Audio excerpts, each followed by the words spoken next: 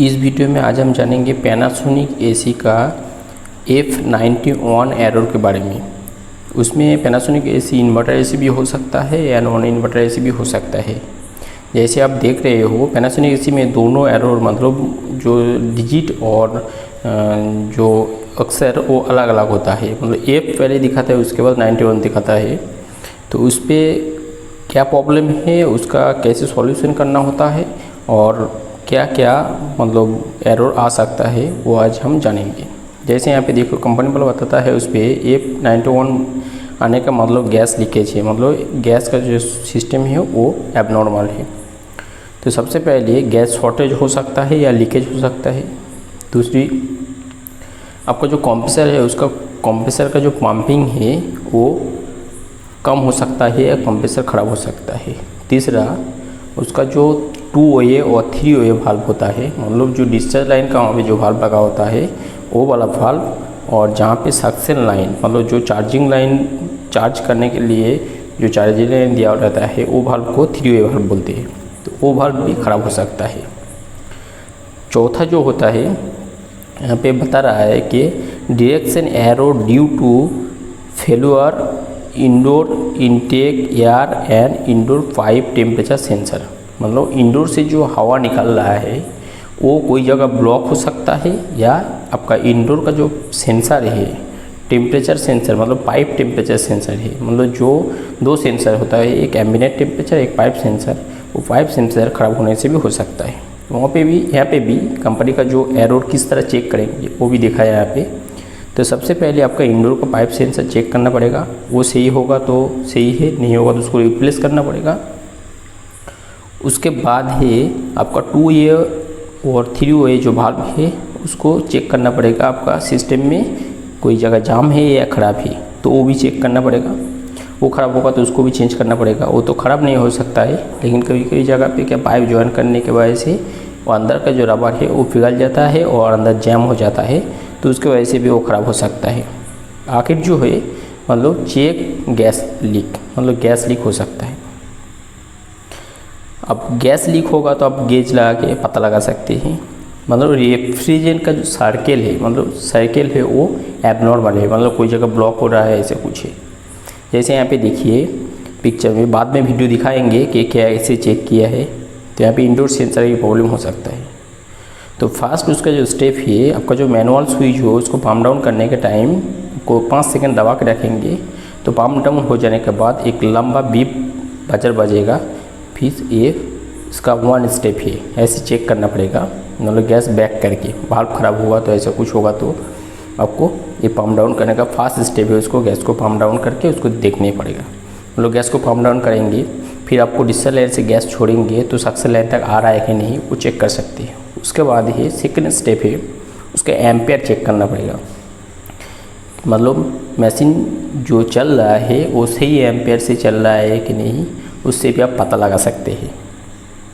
मतलब इस पर हर तरीका बताएंगे एक एक करके। तो एम्पेयर भी सोचिए कि सही है। फिर आगे स्टेप क्या होगा, आगे स्टेप होगा उसको बैक प्रेशर चेक करना होता है। बैक प्रेशर 130 से 150 बता रहा है कंपनी वाला, लेकिन ये एरिया के हिसाब से अलग अलग होता है। तो 32 का बैक प्रेशर कितना होगा, यहाँ पे नॉर्मल और इन्वर्टर दोनों बताया है।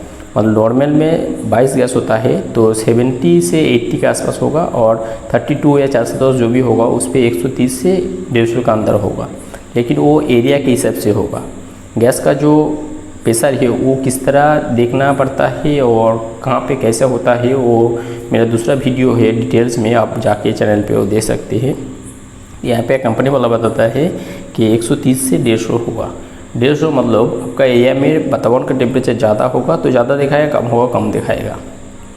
चौथा जो स्टेप है आपका जो रेटेड एम्पेयर है। रेटेड एम्पेयर मतलब बॉडी पे एसी का जो बॉडी पे स्टिकर लगा हुआ होता है, वो स्टिकर में कितना एम्पेयर लिखा हुआ है और आपका मशीन कितना एम्पेयर ले रहा है, ये दोनों का डिफरेंस नहीं होना चाहिए। थोड़ा बहुत डिफरेंस होगा तो भी चलेगा, लेकिन ज़्यादा डिफरेंस नहीं होना चाहिए। तो उसके साथ मैच करना पड़ेगा, मतलब रेटेड एम्पेयर सही होना चाहिए। तो ये सब चेक करने के बाद मतलब एक एक करके चेक करेंगे, जो चीज़ आपका प्रॉब्लम होगा वो चेंज कर देंगे तो प्रॉब्लम सॉल्व हो जाएगा। यहाँ पे देखिए हम लोग आखिर में दिखाया हूँ ये वीडियो किस तरह हुआ है।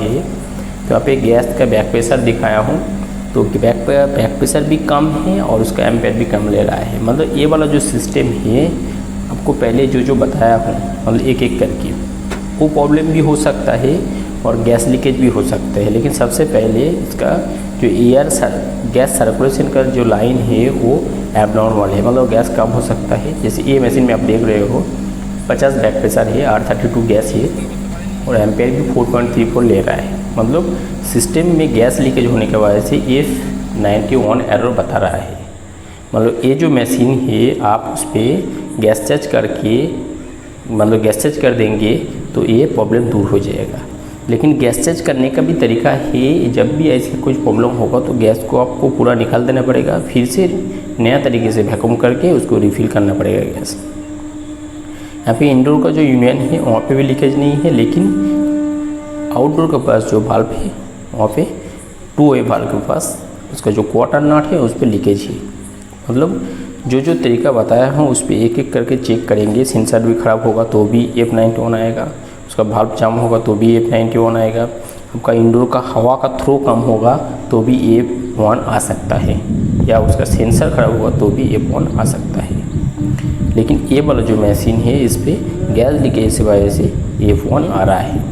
मान लो गैस लीकेज होगा तो भी आपका F91 बताएगा, मतलब F91 दिखाएगा।